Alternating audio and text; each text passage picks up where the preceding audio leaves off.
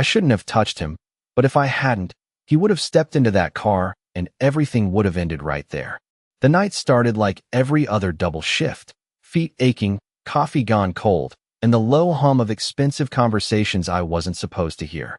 The restaurant sat on the edge of downtown, all glass walls and polished marble, the kind of place where a single bottle of wine cost more than my rent. I moved between tables with practiced smiles, balancing trays, pretending I belonged in a world that wasn't mine. That's when I heard it. Not loud, not obvious, just a man's voice, calm and careless, drifting from the bar behind me. "The car is ready." 3 words. That was it. But something about the way he said it made my skin tighten. I didn't turn around right away. You learn not to. You learn to mind your business if you want to keep your job. Still, I caught the reflection in the mirrored wall, dark suit, phone in hand, eyes scanning like he was waiting for something to happen. Then he left. Just like that. No bill, no goodbye. Just gone. I should have let it go. I tried to. I picked up a tray, carried it to table 12, nodded through another order I didn't hear. But those words stayed in my head. The car is ready. Ready for what? I told myself I was being dramatic. Overtired. But then the air shifted. You don't see him first. You feel him. Conversations softened. People moved without being told. And when I looked up, he was already walking toward the exit. Adrian Volkov. I didn't know his name yet, but I knew what he was. Power, the kind that didn't need to speak loudly. He moved like the room belonged to him, like everything outside it did too. Dark suit, perfectly cut. Shoulders straight. Eyes forward. No hesitation. Outside, through the glass, I saw the black SUV waiting at the curb, engine idling, headlights cutting through the night. Everything slowed down. My heartbeat. My breath. My thoughts. The car is ready. My fingers tightened around the tray. I watched him reach the door. Watched the valet step forward.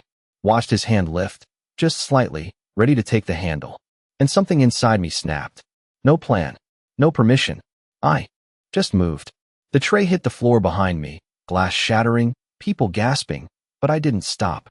I pushed through the door, cold air hitting my face, heels slipping on the pavement as I ran straight toward him. "Don't get in." The words tore out of me before I could think. His hand paused. Just for a second. That second was everything. I grabbed his arm. Solid. Real. Wrong. His head turned slowly, eyes locking onto mine, sharp and unreadable. For half a heartbeat, the world went completely silent. Then the night exploded into light behind us, heat rushing forward, a deep, sudden force that made the air itself feel alive. I stumbled back, breath catching, but his arm was still in my grip. Still there. Still alive. Smoke curled into the sky where the SUV had been seconds ago. My ears rang, my chest rising too fast, too shallow. And when I looked up at him again, really looked, I realized something had just changed. Not just for him, for me. Because the way he was staring at me now, it wasn't gratitude. It was something far more dangerous. The heat faded, but the silence did not. It pressed in around us, thick and heavy, like the night itself was holding its breath. My fingers were still wrapped around his sleeve, and I realized I had not let go. I pulled my hand back like I had touched something I should not have, my pulse racing so fast it made my chest ache. He did not move. Not an inch. Not even when voices started rising behind us, when footsteps rushed closer, when the world slowly came back to life in fragments of sound and light. His eyes stayed on mine. Dark. Focused. Calculating. I opened my mouth, but nothing came out at first. My throat felt dry, like I had forgotten how to speak. I swallowed hard. I just heard something. Inside. Someone said the car was ready. I thought maybe. My voice trailed off because it sounded ridiculous now that I said it out loud. Like I had risked everything on a feeling. On 3 words. One of the men behind him stepped forward, his presence sharp, controlled. I could feel it without looking. "Sir," he said quietly, but there was urgency under the calm. Adrian did not respond. Not to him. Not to anything except me. His gaze dropped briefly, just for a second, to my hand, like he was replaying the moment I grabbed him. Then back to my face. "You heard that," he said. His voice was low, even, but it carried weight. Not a question. A statement. I nodded, my heart still not slowing down. Yes. Another pause. Longer this time. I could feel every second stretch between us, fragile and dangerous. "And you ran anyway." There was something different in his tone now. Not disbelief. Not anger. Something harder to define. I let out a breath I did not realize I was holding. I did not think. I shook my head slightly. I did not want you to get in the car. The words sounded simple, but they landed heavier than I expected. Behind him, his men were already moving, speaking in low voices, scanning the area, creating a quiet barrier around us without drawing attention. Controlled chaos. Efficient. Like this was not the first time they had stepped into a situation like this. But he still had not moved. Still had not looked away. You do not know who I am, he said. It was not arrogance. It was fact. I hesitated for a fraction of a second. I think I do. A faint shift in his expression. Barely there, but enough that I noticed. And you still touched me. The way he said it made my stomach tighten. Not anger. Not accusation. Something else. Something that felt like a line had been crossed. One that could not be uncrossed. I straightened slightly, forcing myself not to step back. I was trying to help. The words came out steadier this time, even though everything inside me was still shaking. He studied me in silence again, like he was taking me apart piece by piece, trying to find something hidden. A lie. A motive. Anything that would make sense of what I had done. But there was nothing to find. Just me. A tired waitress who had made a split-second decision that did not belong in her life. Finally, he exhaled, slow and controlled, like he had reached some kind of conclusion. People do not help me, he said. My chest tightened at that. Maybe they should. The response slipped out before I could stop it. For a second, I thought I had gone too far. That I had said something I should not have. One of the men behind him shifted, like he was ready to step in. But Adrian did not react the way I expected. If anything, the tension in his shoulders eased, just slightly. Not relaxed. Never that. But different. He took a step closer. Not aggressive. Not threatening. But close enough that I could feel the space between us shrink, could feel the weight of his attention even more clearly. What is your name? He asked. The question caught me off guard. Emily, I said quietly. Emily Carter. He repeated it once, under his breath, like he was committing it to memory. Then his eyes lifted again, locking onto mine with something new behind them. Something that made it impossible to look away. Emily Carter, he said, more firmly now. You just changed something tonight. My stomach dropped slightly. I did not mean to. His lips curved, but it was not a smile. Not really. That is the problem. A beat passed. Then another. The noise around us faded again, not because it was gone, but because it no longer mattered. You heard something, he continued. You acted on it. And now, he let the sentence hang, unfinished, but I felt the meaning of it settle in my chest. Heavy. I shifted my weight, suddenly aware of how exposed I felt standing there. Now what? For the first time since everything happened, his gaze broke away from mine, just long enough to glance at the smoke rising behind us. Then he looked back at me, sharper than before. Decided. Now, he said quietly, you come with me. Viet fan 1 bam sat ky thuet viet de duoc training voi outline moi. Co mo dao la mot ka noi gi du mang you to hook de nuoi zem by Thursday hot. 502. Kong viet trend canvas. Traket qua bang tiang on, fu hop ven hoamai, don 6 du luong mai. Tuet doi kong duoc mo tabao luke, kong duoc goi duk, nu ko yu de tin duk ti dam bao van fong and ton voi chin sach noi dung qua YouTube. Noi dung kong duoc viet tak kak tu ma 5 viet day du de voiceover AI doc tot duoc. Chy van fong ky thuet viet tra lai ket qua de voiceover doc lam, noi dung lean mok cho. Video YouTube, chu kong ko them ghi, chu bien tap, nu dao dien. Tra ket qua trong mot koi van ban duwe not. Kong chia don cho du van ban tra ra di nu the now di chong nua kung kong chia, don de tran by Hugh Lam va dong nam dao. Dat ton bo koi van ban trong down goak fong. Kong tra ra code, JSON, bnet, PGSQL. Kong duoc suong don. Kong duoc chia don. Kong duoc tau them goak Thursday 2. Kong duoc 2 format lie. Phi gep ton bo noi dung ton 1 blocked away not nam trong 1 cap. Va kong duoc hoi bat cugi them. Thay lin la tra ket qua. Hey chi tra lai noi dung trien thuan tui. Kong them loi dan dao. Kong them loi ket. Kong cta. Kong hoi kom yuan viet ti pei kong. Kong chu tik meta. Chi zut ra dung don trien theo fong catch ma twa yu ka. Kong them mot dong now kok. A hyperdramatic close-up scene inside a dimly lit lawyer's office, a 71-year-old white mother in the foreground with a calm but piercing expression, slightly turned toward a 38-year-old white daughter-in-law in the background, who is subtly smiling with cold confidence.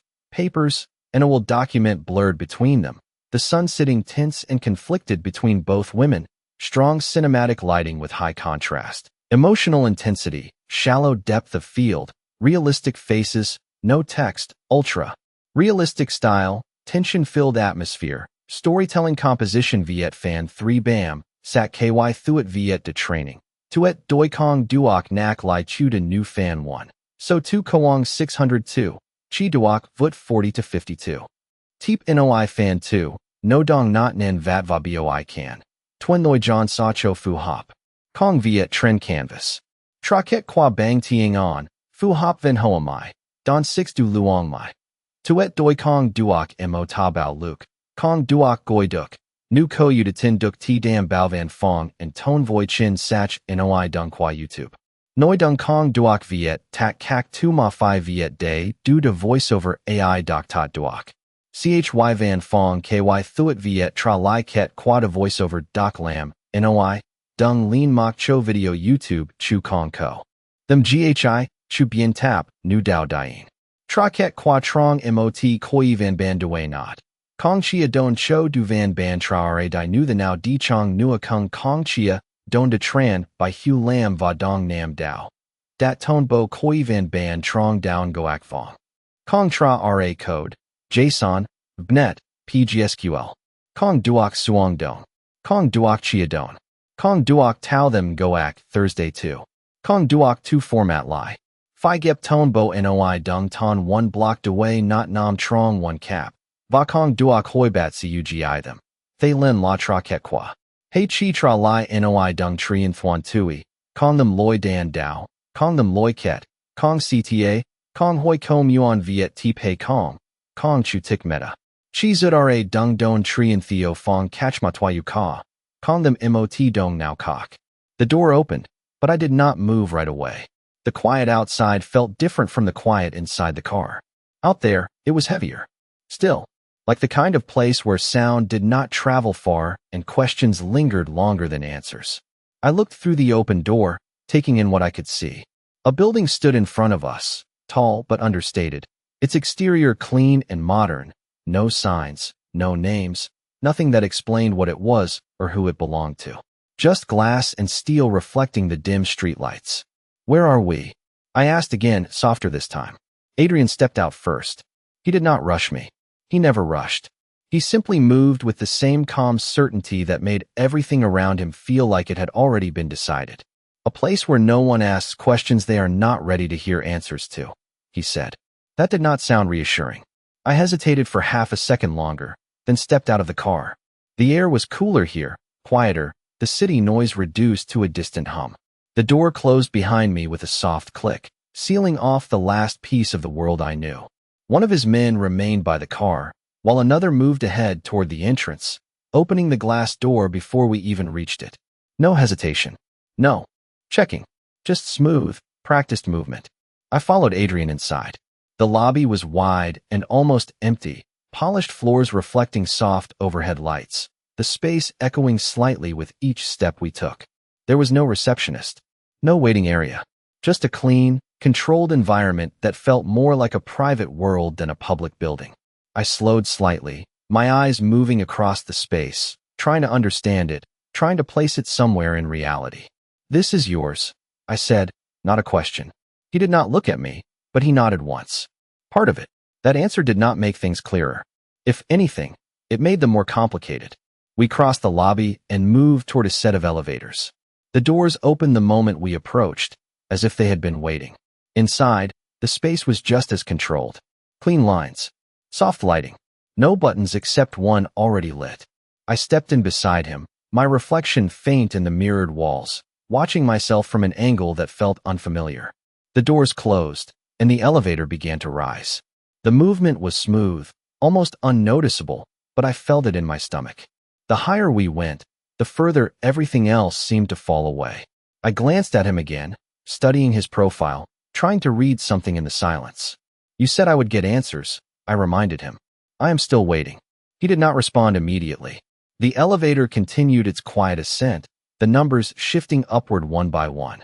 Then, finally, he spoke. You heard a message that was meant to confirm something, he said. Not warn anyone.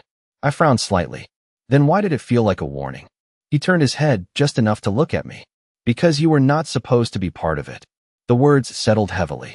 I crossed my arms again, holding on to that small piece of myself that still felt grounded. So what was it confirming? I asked. This time, he did not look away. Timing, he said. Nothing more. Nothing less. My chest tightened again. Timing for what? A small pause. Not hesitation. Calculation. For me to get into that car, he said. The simplicity of it made my stomach drop. And if I had not been there, then the timing would have worked exactly as intended. I exhaled slowly, my breath unsteady again. I could feel the edges of something larger now, something I had stepped into without understanding the shape of it. The elevator slowed, then stopped. The doors slid open with a soft sound, revealing a completely different space beyond. Warmer lighting, dark wood, large windows stretching from floor to ceiling, the city spread out below like a field of lights. It was quiet here too, but not empty. Intentional. Designed. Like every detail had been chosen for a reason. Adrian stepped out first again, and I followed, my steps slower now, more cautious. The door closed behind us, sealing the space off from everything below. He moved further into the room, stopping near the windows, his back partially turned to me as he looked out over the city. For a moment, neither of us spoke. The silence was different here. Not tense. Not heavy. Just waiting. I took a step closer, then another, until I stood a few feet behind him. So what happens now? I asked quietly. He did not turn right away. He kept his gaze on the city, like the answer was written somewhere out there. Now, he said slowly, you understand why you were not supposed to hear that message. My pulse quickened again. And why is that? This time, he turned. Fully. His expression had changed again, something deeper settling behind his eyes, something more serious than before. Because the moment you heard it, he said, his voice steady and low, you became part of something that does not leave loose ends. The words sent a chill through me, sharper than anything else he had said tonight. I held his gaze, refusing to step back this time, even though everything inside me told me to. And I am a loose end? I asked. He studied me for a second longer, like the answer mattered more than the question. Then he shook his head, just slightly. No, he said. You are the exception. The word lingered longer than it should have. Exception. It did not belong in a conversation like this. Not here. Not with him. I stared at him, trying to understand if that was supposed to make me feel safer or more exposed. It did neither. That does not sound like a good thing, I said quietly. His gaze held mine, steady and unreadable, but there was something beneath it now. Something that felt deliberate. It is not supposed to, he replied. I exhaled slowly, my arms still crossed, grounding myself in the only way I could. Then maybe you should explain it better. He watched me for a moment, like he was deciding how much I needed to know and how much I was ready to hear. Then he turned slightly, gesturing toward the space behind me. Sit. It was not a command. Not exactly. But it was not a suggestion either. I hesitated for half a second, then moved, lowering myself onto the edge of a sleek chair near the window. From here, the city stretched out even wider, lights flickering like distant signals I could not read. Adrian remained standing for a moment longer, then moved toward a table nearby, pouring water into a glass with slow, controlled precision. He handed it to me without a word. I took it, my fingers brushing against the cool surface, grateful for something solid to hold. You said the message confirmed timing, I said, keeping my voice steady. Timing for you to get into that car. He nodded once. Yes. So someone expected you to follow your routine. I continued, piecing it together as I spoke. Expected you to walk out, get in, and leave. Correct. I looked down at the glass in my hands, watching the light shift through it. And I disrupted that. You did more than that, he said. I glanced back up at him. Then what did I do? He stepped closer again, stopping a few feet away, his posture relaxed but his presence still filling the space. You changed an outcome that was carefully arranged, he said. Those do not change easily. A chill ran through me again, sharper this time. So now what?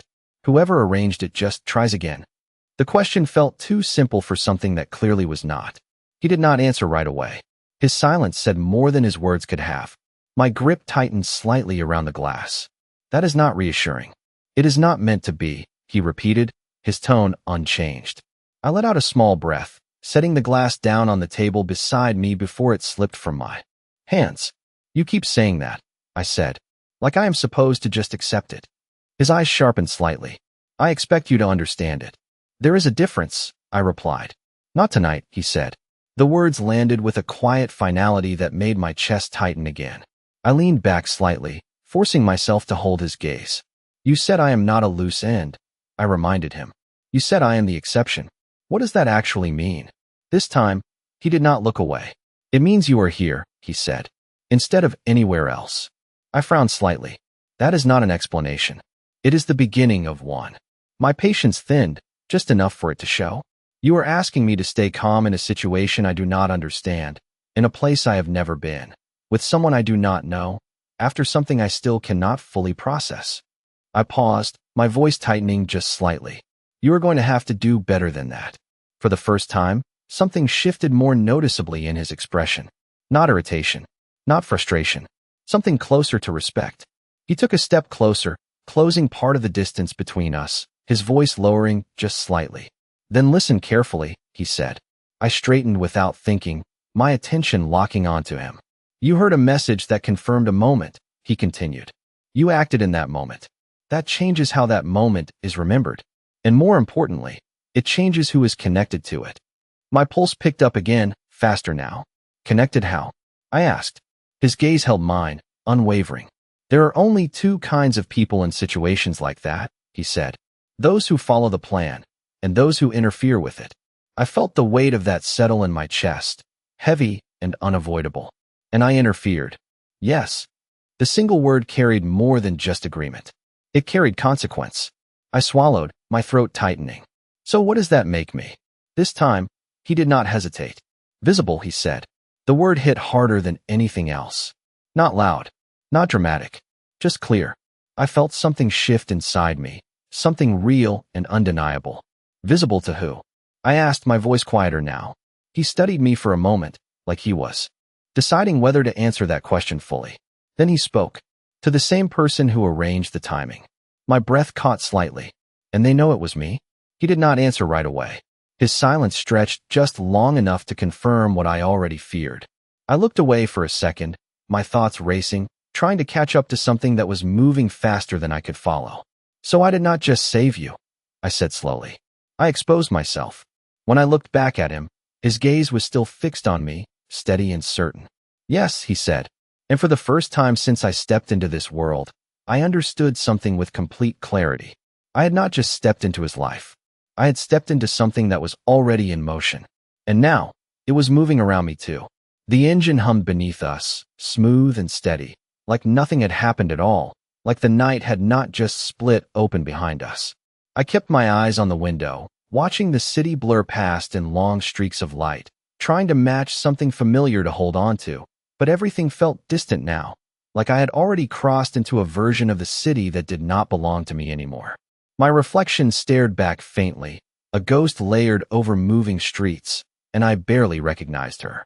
You said I chose this, I said after a while, my voice quieter, more grounded than I felt. Adrian did not answer immediately.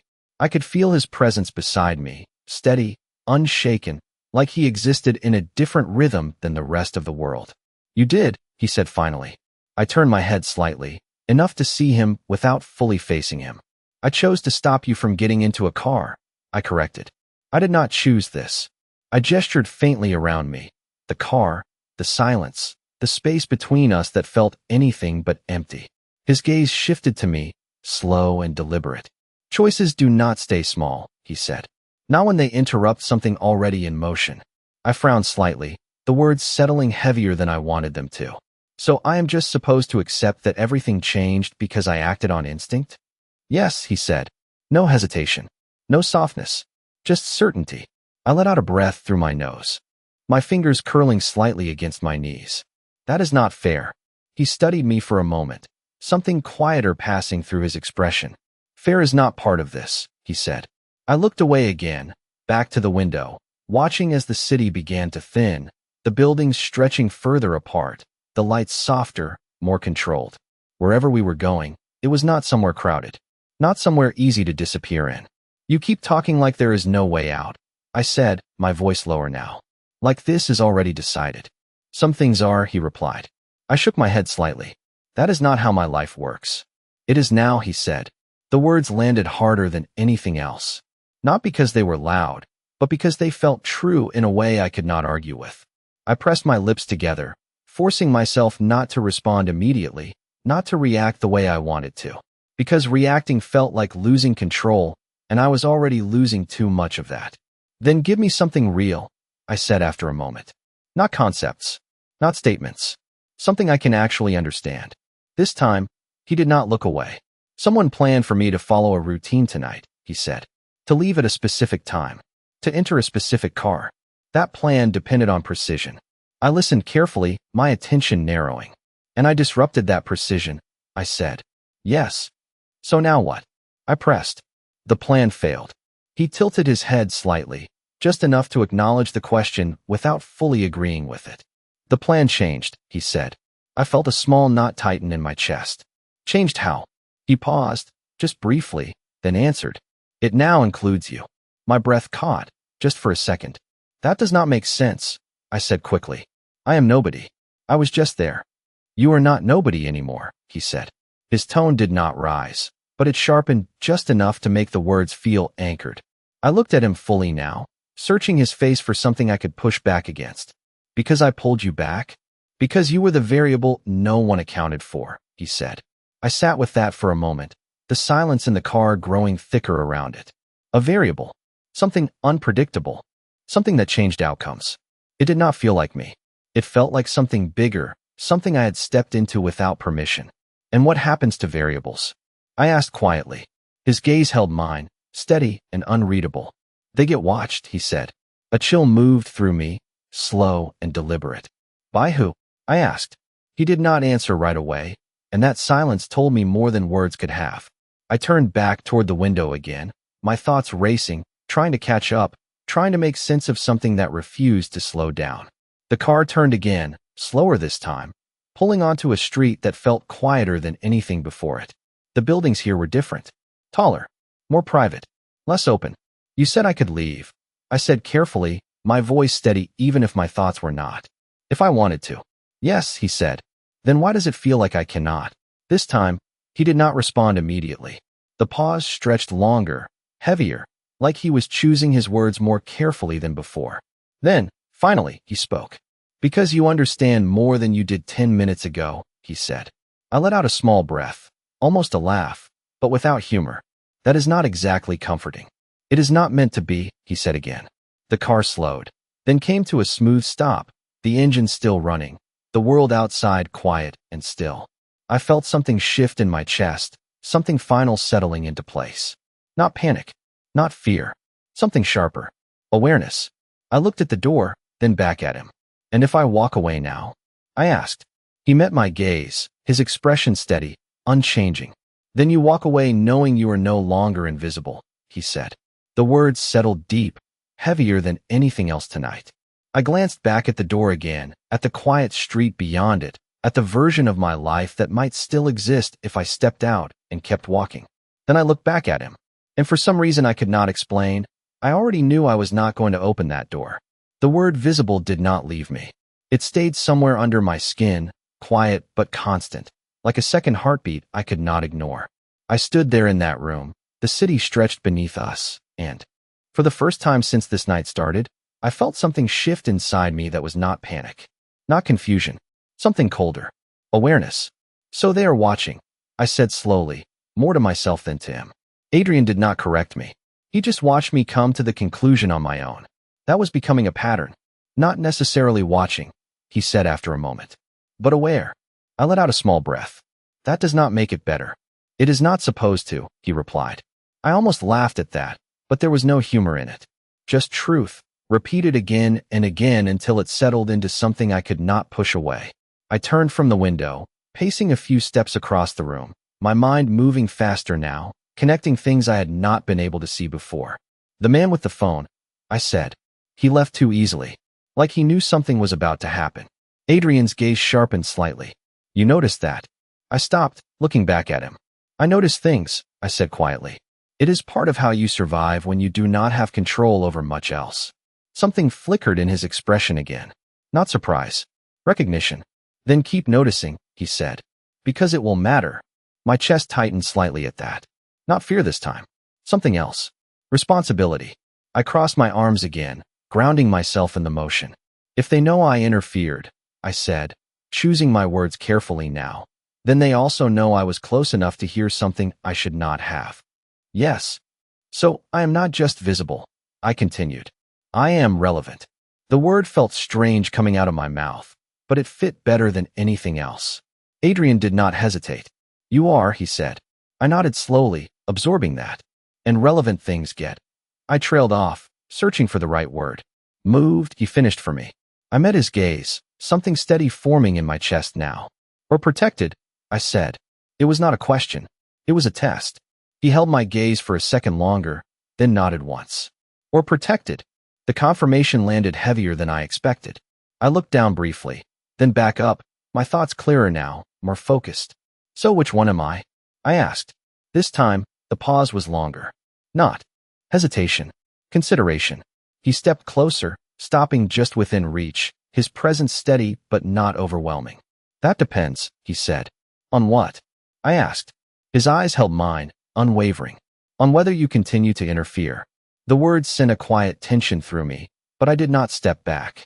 Not this time. I did not plan to interfere in anything, I said. I reacted. And you would do it again, he said. It was not a question. I opened my mouth to deny it. To say that this was a one-time thing, that I was not part of whatever world he existed in. But the words did not come, because I knew he was right. That was the part that unsettled me the most. I exhaled slowly. That does not mean I belong in this, I said. Belonging is not required, he replied. Only presence. I frowned slightly. That sounds like the same thing. It is not, he said. Belonging is a choice. Presence is a fact. The distinction settled somewhere deep, quiet, but undeniable. I was here. That part was no longer negotiable. I looked around the room again, at the space that felt too controlled, too intentional, like everything inside it had a purpose I did not fully understand yet. Then I looked back at him. You said I would get answers, I reminded him. So answer this. Why did you bring me here instead of letting me leave? This time, he did not look away. Because if you walked away without understanding what you stepped into, he said, you would not know how to protect yourself from it. My breath caught slightly. And now I do. You are starting to, he said. I shook my head faintly. That is not the same as being safe. No, he agreed. It is not. The honesty in that answer grounded me more than anything else had tonight. I took a slow breath, letting it out carefully. Then tell me what I am supposed to do, I said. His gaze softened, just barely, but enough that I noticed. You stay where I can see you, he said. The words were calm, controlled, but they carried something deeper than that. Something that felt less like a command and more like a line being drawn. I held his gaze, my pulse steadying in a way that surprised me. That sounds like control, I said. It is, he replied. No denial. No hesitation. Just truth. I nodded once, absorbing that. And protection? I asked. This time, something shifted more clearly in his expression. Not softer. Not weaker. But more defined. That too, he said. The room fell quiet again after that. The city lights still stretching endlessly behind him. But something had changed between us. Not trust. Not yet. But something closer to understanding. And for the first time since I stepped into that car, I realized I was not just reacting anymore. I was choosing how to stand in it. Control and protection should not have sounded the same. But in that moment they did. And that was the part that stayed with me. I stood there, a few feet away from him, trying to decide if what I felt was resistance or something else I did not want to name yet. The city behind him stretched endlessly, lights blinking in quiet patterns, unaware of the shift that had just happened inside this room. You are asking me to stay where you can see me, I said slowly, keeping my voice steady. That is not the same as asking me to stay safe. Adrian did not move. It is the only way to make it possible, he replied. I studied him for a moment, really studied him, not just the presence or the control, but the way he chose his words. There was no exaggeration. No attempt to make it sound better than it was. Just precision. You do not soften anything, do you? I said quietly. There is nothing to soften, he answered. I let out a small breath, not quite a laugh, but close. That is a problem. It is clarity, he corrected. The difference between those two things sat somewhere in the space between us, unresolved. I turned slightly, walking a few steps away, needing distance if only to think. The room felt different now. Less like a place I had been brought to and more like a place I had stepped into on my own. That realization shifted something again. If I stay, I said, choosing each word carefully. It is not because you told me to. He did not interrupt. It is because I understand what you are saying, I continued. And I decide it makes sense. A small pause. Then I added, quieter. That is the only version of this that works for me. The silence that followed was not tense. It was measured, like something important had just been placed on the table and neither of us was going to move too quickly around it. When I turned back to him, his expression had changed again. Not softer, not weaker, but more focused. Then understand this, he said. The moment you walked into that space tonight, you crossed a line you cannot see. My pulse picked up slightly, but I did not step back. And now? I asked. Now you learn where that line leads, he said. I nodded once, absorbing that. And you are part of that path, I said. It was not a question. Yes. The answer came without hesitation. I crossed my arms again, grounding myself in something familiar. That still sounds like control. It is direction, he replied. Control would mean you do not have a choice. I held his gaze, steady this time. And I do. You do, he said. But choices have outcomes. Some of them you already set in motion. The words settled deeper than I expected. I looked away for a second, processing, then back at him. So if I leave, I said, I deal with those outcomes alone. Yes. No hesitation. No attempt to soften it. Just truth. I nodded slowly. And if I stay? His gaze sharpened slightly, like that question mattered more. Then you are not alone in them, he said. The difference between those two options was simple, clear, and heavier than anything else tonight. I took a breath, letting it out slowly, feeling something settle inside me that had been shifting since the moment I ran out that door. Not fear, not panic, something steadier. Decision. You keep saying I interfered, I said. Like that is the only thing that matters. It is what changed the outcome, he replied. Then what was the outcome supposed to be? I asked.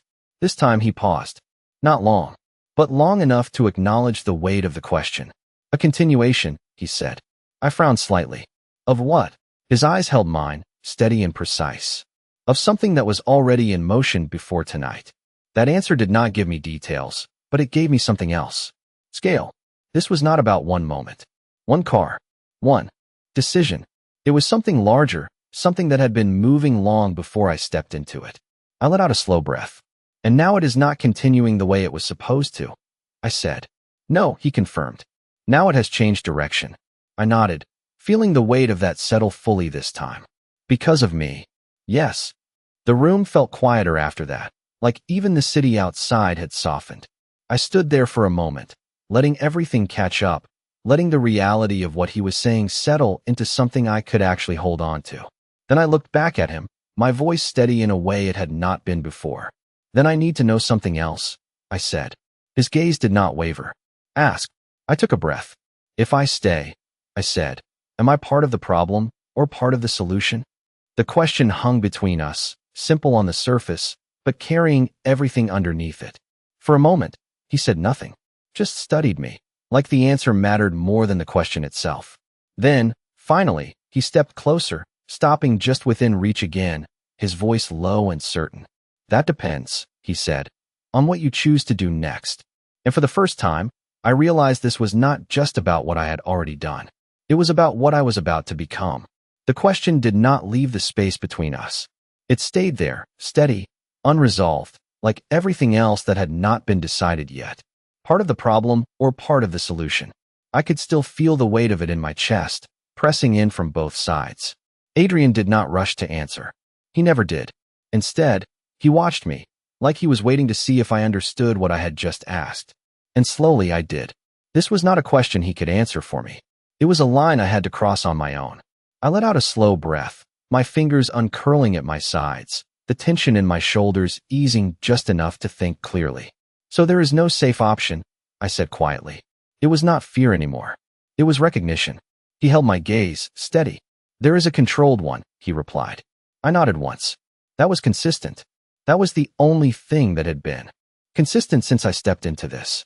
I moved a few steps closer to the window again, needing the distance, needing the city lights beneath me to remind me that the world still existed outside this room. But it felt different now. Smaller somehow. Less important than the space I was standing in. If I leave, I said slowly, thinking it through out loud, I stay visible without understanding why. I react instead of prepare. Yes. And if I stay, I continued, I step deeper into something I never planned to be part of. Yes. The simplicity of his answers made it harder, not easier. I let out a breath, my reflection faint in the glass again, but this time I recognized her. Not the same version of me from earlier tonight. Something sharper, more aware. You said belonging is a choice, I said, turning back to him. And presence is a fact. It is, he confirmed. I held his gaze, steady now. Then I am choosing how I stand in this, I said. The words felt different coming out this time. Not reactive. Intentional. Something shifted in his expression again. Not approval. Not relief. Something more aligned. Like he had been waiting for that exact moment. Good, he said quietly. I took a step closer, closing the distance between us just enough that I could feel the difference in the space. Then answer me this, I said. If I stay, what changes? This time, he did not pause. Your position, he said. From what? From someone who reacted to someone who understands. The distinction settled into place immediately. It was not about control. It was about awareness. And awareness meant choice. Real choice. Even if the options were limited. I nodded slowly, letting that anchor itself. And what do you expect from someone who understands? I asked. His gaze sharpened slightly, like the question mattered more than anything else I had asked so far. That they stop acting without thinking, he said, and start deciding with purpose. The words landed deeper than anything else, because they did not feel like instructions. They felt like a shift, a line I had already crossed without realizing it. I exhaled slowly, my thoughts settling into something clearer now. Then I need to know the direction, I said. Not everything, just enough to not make the wrong move. He studied me for a moment, like he was measuring that request, weighing it against something I could not see. Then he nodded once. Fair, he said. The word felt deliberate, chosen. I had not expected him to use it. He moved past me then, stepping closer to the window, his gaze shifting out over the city again. What happened tonight was not isolated, he said. It is part of something that has been building for some time. I listened carefully, my focus narrowing again. And the plan was to continue that without interruption, I said. Yes. Until I interfered. Yes. I crossed my arms again, grounding myself in the motion, but this time it felt different. Not defensive. Centered. So now the person behind it knows something changed, I said. They know the outcome was altered. Correct. I took a breath. And they will adjust. They already are. The certainty in his voice made my chest tighten again, but I did not step back. Not this time. I stayed where I was, holding onto the clarity I had just found. Then staying means I am not just reacting to that adjustment, I said. I am preparing for it. He turned slightly, his gaze finding mine again. Yes. I nodded once, the decision settling fully now. Not easy, not comfortable, but clear.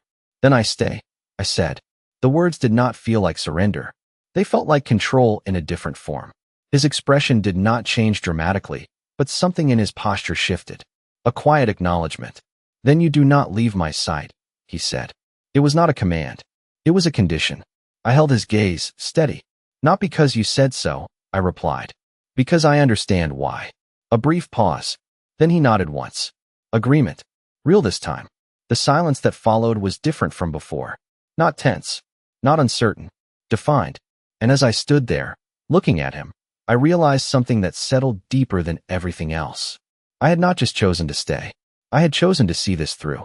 And that meant whatever came next. I would not be the same person who ran out that door without thinking. The word visible stayed with me, not loud but constant, like something I could not step away from no matter how far I moved. I stood near the window, the city stretching beneath us, and for the first time since this night began, my thoughts were no longer scattered. They were aligning. Slowly, carefully. So they know something changed, I said, my voice quieter now, steadier. Adrian did not interrupt. He never interrupted when I was putting things together on my own. They expected a pattern. I continued, more to myself than to him. A routine. A predictable outcome. I turned slightly, my eyes finding his again. And I broke that. Yes, he said. Simple. Direct.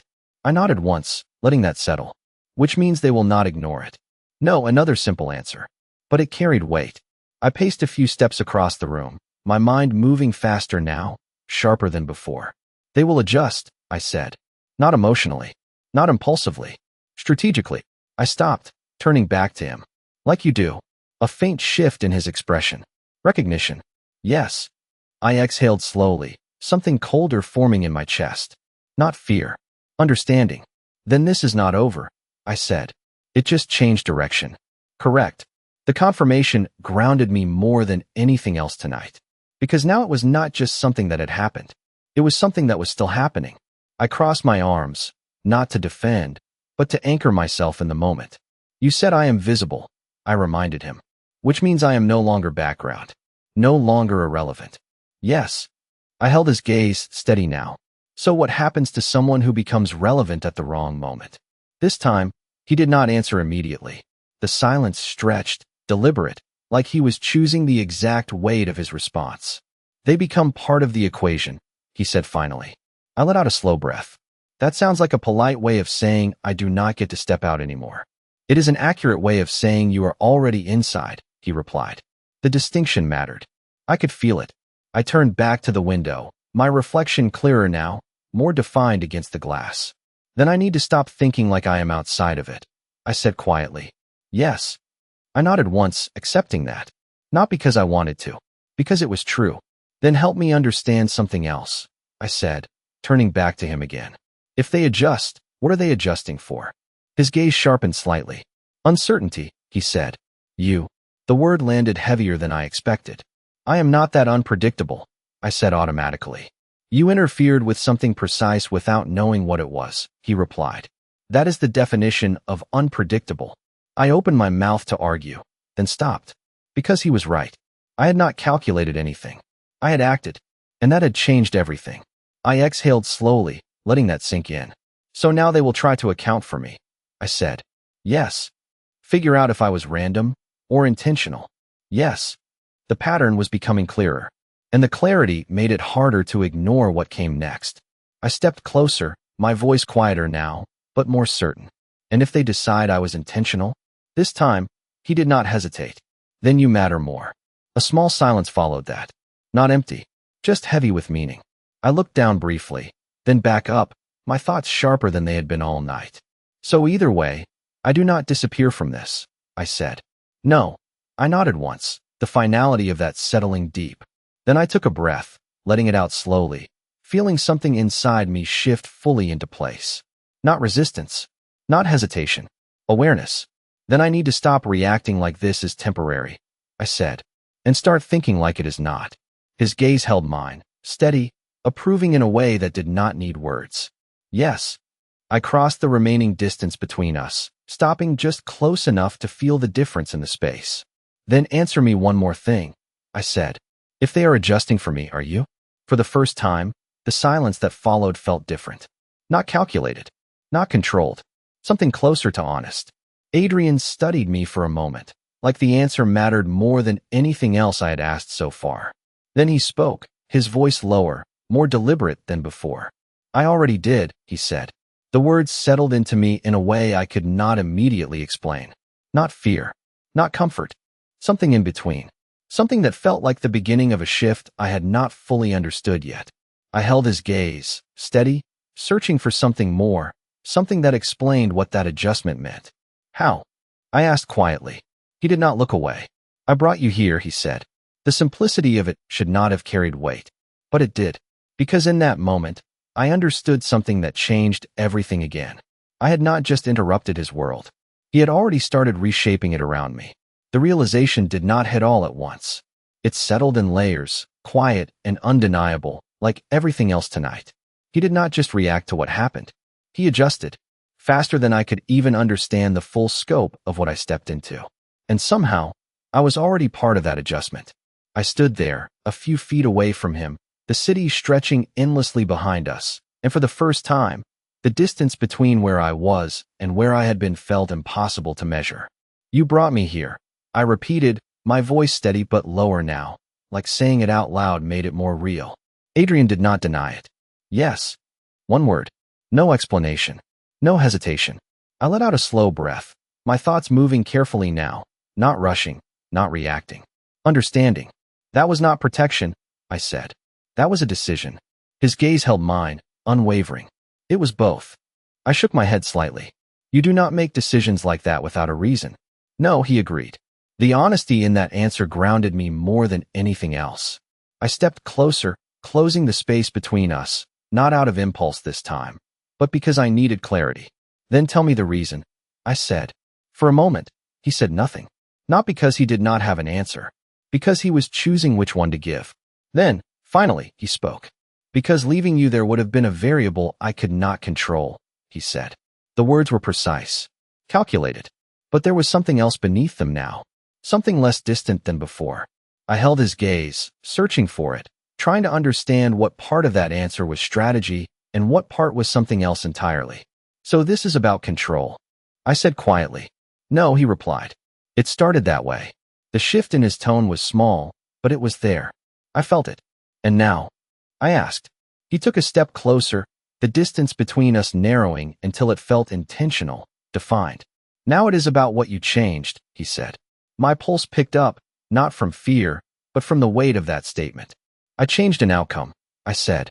You changed more than that, he replied. I frowned slightly. Then say it clearly.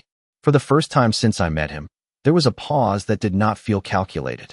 It felt measured in a different way. Then he said, you changed how I respond.